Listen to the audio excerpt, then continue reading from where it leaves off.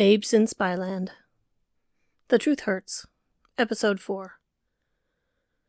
The truth hurts. Feel the pain? Agent Milkshakes scrunched up her face in a look of disgust. Ever heard of it? Agent Smith asked. The two of them walked in the shadow of a large building that held a soundstage inside. I don't do reality TV. My life is weird enough. They had almost reached the door when running footsteps approached them from behind. Agent Smith reflexively reached inside her jacket for her gun. "Ladies, allow me," a man said. He moved past Agent Milkshakes, who looked as if she was deciding whether or not she should trip him, and then turned the handle. "Ma'am." Shaggy blonde hair flopped in front of his eyes in the most stylish way possible, and he gave Agent Smith a grin. Agent Smith removed her hand from her jacket and offered a smile. "Such a gentleman." He turned to Agent Milkshakes and gave her a little bow as he opened the door and gestured the two of them through. Agent Smith went in first. Agent Milkshakes muttered, "Thanks," as she followed. The man's phone rang. He answered it by saying, "I'm almost there." Then he rushed past, taking a moment to give Agent Smith an appreciative once-over. Milkshakes snorted. So far, she hadn't struck Agent Smith as the flirt-to-convert type. On the other hand, Agent Smith grinned at her partner. "Do you want me to handle this?" "If they're all like that, yes." Milkshakes, who had upgraded to conservative dress pants, flat but functional shoes, and a button-down cotton blouse, didn't turn the heads of anyone as they walked in. It wasn't her style, obviously. Besides, Agent Smith was pretty sure there was something going on between her partner and Agent Black Turtle. But before she could ask about it, they had to get through questioning Rob Harker. "Distraction and sucker punch?" Milkshakes suggested. On it, she would be the distraction for Agent Milkshake's sucker punch. Agent Smith took her time, walking across the concrete floors in her 3-inch heels, short business skirt, and low-cut, lacy blouse. Her hair sat piled partially on her head, with a few tendrils snaking down onto her cheeks and neck. Bold, red lipstick adorned her lips. First day on the job, and she'd wanted to look good. She used every inch of it as she moved toward the small film set in the corner of the building. As they walked, Agent Smith muttered what she knew about the truth hurts. This guy, Rob Harker, brings on seemingly normal families, and they all get to tell the horrible, terrible truth about one another on national television. "Seriously?" Agent Milkshakes asked, glancing around as they moved. "It's like watching those YouTube videos where you know some idiot on a bike is going to faceplant in the mud. It's so horrible, you can't look away, just in case you miss something awful and spectacular all at the same time." "Got it." The click-click of Agent Smith's shoes on the floor got the attention of everyone on the set. A dozen pairs of eyes turned toward them, and Agent Smith recognized Rob Harker immediately. His tan, skin-dark hair, bright blue eyes, swollen lips, and designer clothes stood out in the sea of overworked, underpaid film crew like a nightlight in a cave. "That's him," she said through an alluring smile. "Yeah, I kind of figured." Milkshakes huffed. "You're up." Agent Smith's smile widened. She loved goading men on. They were usually such suckers for, well, her everything. She'd only met a few who talked to her and not her curves. Those were the good ones. Or they were on the all-boys team. Sooner or later, she'd track down one of the good ones and get serious. But until then, she'd keep practicing her art of ripping their secrets out and handing them over to law enforcement. It worked every time. As Rob Harker approached, Agent Smith took in the set for the show. The living room furniture and decor could have come out of an upscale house in any rich city. They changed it every season, and this version looked more contemporary than most, with whites, black, reds, and golds. One thing she'd never noticed before were candles in champagne glasses sitting on the far tables. Those looked familiar. Rob Harker, the last known person to have called Sci-5, met Agent Smith's gaze and immediately turned away from whoever he was talking to. He smoothed his hair, plastered an attractive smile on his spray-tanned face, and closed the distance between them. "Ladies, can I help you?" "I certainly hope so," Agent Smith said in a low purr. She held her hand out and wasn't the least bit surprised when he took it, lifted it, and gently brushed his lips to the back of her knuckles, exhaling as he did so, and causing the hairs there to tickle. Not bad. She'd give it a 7 out of 10. Anything I can do for either of you would be a pleasure. His eyes moved between them, perhaps looking for their reason for being there. You're Rob Harker? Agent Smith asked. I am.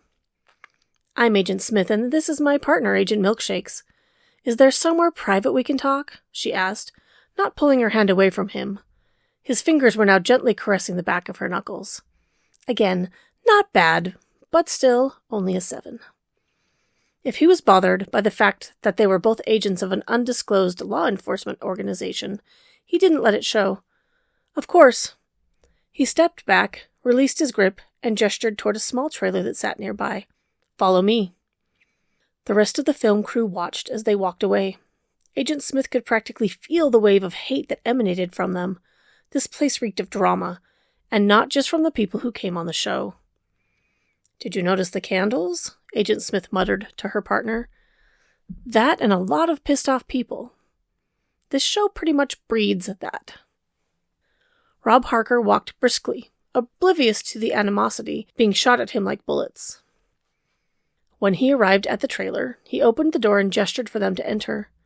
Agent Milkshakes climbed in first, and Agent Smith took her time, allowing Rob Harker a nice look at her exposed legs. Take a seat. He came up behind Agent Smith and brushed her back with his fingers. Anywhere you can find a place. Agent Milkshake settled into a chair in the corner, glancing over the room and giving Agent Smith a quick eye roll, probably because of the self-shrine of pictures, awards, and tacky paraphernalia that plastered almost every inch of wall and shelf space.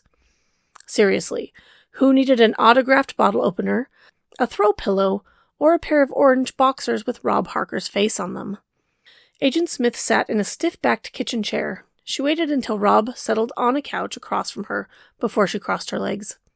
Smiling, she placed her hands on her lap, leaning forward slightly.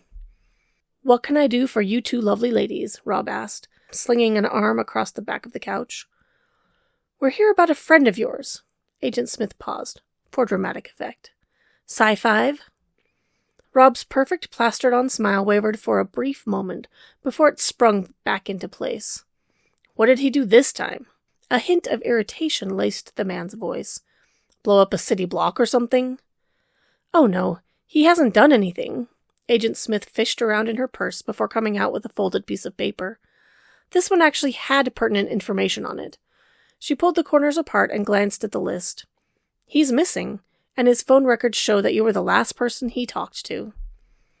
Rob sat forward, put his elbows on his knees, and laced his fingers together. What do you mean, missing? He almost sounded concerned. We can't tell you the specifics, Agent Milkshake said, but he isn't at his house or in his lab, and he hasn't checked in for 3 days. An easy smile spread Rob's lips, and he shook his head. That guy, he's a freak of nature. You should know that. If he's got his mind into something, he'll forget to eat, pee, or sleep. We're aware, Agent Smith said, drawing Rob's attention back to her. And all of the usual protocols have been taken. He's missing. She absently waved the paper in the air. What did you talk about 2 days ago at 2:04 p.m.? Rob sat back, shifting his weight. Yeah, I talked to him. He called me after that crazy girlfriend of his dumped him off in the middle of nowhere. Asked me if I would pick him up. Agent Smith made a show of studying the phone record list. Miss Yak? She looked up. Is that his girlfriend? Was, Rob corrected. Was his girlfriend. She not only left him out in the middle of nowhere, but she also dumped him in general. That was a tidbit they'd have to follow up on. Did you give him a ride? Agent Smith asked. I sent a car, he shrugged. I was about to go on set, so I couldn't get there myself. I got a call when the show was over, and the driver of the car said he couldn't find Sci-5. Agent Smith smiled. Do you think his girlfriend had a change of heart? You know women, we can be so fickle. I don't know, Rob shook his head. I tried to contact him again, but he never answered, which isn't unusual. I figured since I hadn't heard from him, everything was fine. And that was 2 days ago? It was. Agent Milkshake's phone played an old pop rock song. She retrieved it and looked up. I'm sorry, I need to take this. Rising from her chair, she put the phone to her ear and moved outside. Milkshakes. The feeling of being watched was very distinct, and at the moment Agent Smith felt the tingle of Rob Harker's gaze on her face. Distraction time. She turned her attention to the man and found his hungry eyes on her. She cast a quick glance back at the door, as if checking to make sure Milkshakes was actually gone, and then met his gaze. "I just love your show." She leaned forward, pushing her arms together to get the maximum advantage from her low-cut blouse, and whispered, "She might be a minute. Can you show me around?" "I'd love to." He stood and offered Agent Smith his hand. She put the list back in her purse and slipped her fingers into his palm. It was supposed to be a romantic gesture, but with this guy, Agent Smith had to repress a shudder. She didn't need any of her profiler knowledge to figure out that Rob Harker was a deplorable human being. He guided her out of the trailer, and once they were both back on solid ground, he kept his hands in constant contact with her, well, lots of things. To keep him from getting too frisky, she wrapped her arms around one of his and leaned into him. "I just think it's fascinating, the truth, that is." She looked up. "The way you have people lay it all out, I don't know if I could do it." "People say it's liberating." "Is it?" she asked. He shrugged. "I guess. People get off on it." Agent Smith's eyes roamed the set as they walked. If you ignored the glares all of the staff gave them, nothing seemed amiss. She spotted a whole table of candles in one corner, organized by color and size. The scent of lilacs wafted through the building. "What gave you the idea to do a show like this? I mean, what motivated and inspired you to give people the chance to tell the truth, no matter the consequences?" "Well, I had the idea before I started Latte Wars, which is why that one didn't go on for very long. I really felt like this would be more compelling as a series." He laughed. "It must have worked, because I'm hosting the We Give Them Away Because We Want to awards tomorrow night." "Wow, that's quite the honor." She batted her eyelashes. "What's next for the great Rob Harker?" He laughed. "Hopefully an early retirement." "But don't you like hosting the show?" "Let's just say there are other things I want to do with my life." Rob looked down at her with his hungry eyes again. "And I'm looking for a deeper connection. Someone to spend it with." Agent Smith almost shivered, and not in a good way, but she needed to milk every syllable of information out of him, which called for a smile. "Where would you go?" "There's a little place on the Black Sea that I've been eyeing for a while." The muscles of Rob's arm tensed as if he realized he'd said too much. "Bingo." Rob cleared his throat and steered her closer to the set. "Would you like to sit in the hot seat?" Agent Smith would have to be satisfied with that little tidbit of information.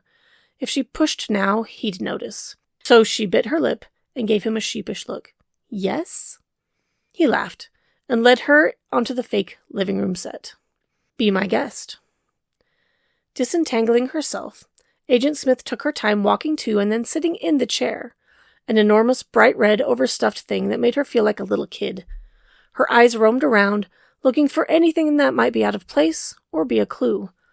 Despite the creepy vibe Rob gave off, he didn't seem like the type that would do harm to or kidnap a mad scientist. "How do you know Sci-5?" She leaned back. "We went to school together." Rob sat in his usual spot. "We both went to college early and ended up as roommates. He's a bit crazy, but he helped me through some rough times and some difficult schoolwork. We stay in touch." "That's so sweet," she smiled. "You don't hear about friends like that very much these days." "I guess not." He grinned. "So how do you like the hot seat?" "I wonder what people would say about me." She kept her eyes moving. A pile of books lay on the floor, ready to change out for each episode. The next set included a copy of the Bible, maybe for a religious family. She also spotted a cross with wings, which looked like the one in Butterfly's house, in a box nearby. "I think people would say that you're beautiful." Agent Smith blinked, then giggled. "You're cute." The sound of someone running toward them caused his expression to fall. "Mr. Harker, we've got a problem with the next guests." He pulled his gaze away from Agent Smith and glared at his employee. "What is it?" The kid swallowed so hard Agent Smith thought his Adam's apple might launch clear out of his throat. "They're trying to cancel." The muscles in Rob's cheeks flexed as he ground his teeth. He looked back at Agent Smith. "I'm so sorry, but I have business to attend to." She continued to smile and stood, pulling a card from her purse. "If you hear or remember anything that might help us, don't hesitate to call." before she handed it to him, she kissed the backside of the card, leaving perfect red lips behind. "You should go talk to that crazy girlfriend of his. I bet she's the reason he's gone." Rob took the card and then gave her a smoldering gaze. Agent Smith managed to hold her lips in a grin, as a shiver of unease clawed its way up her back. "I hope nothing bad has happened to him," Rob said. "Me too,"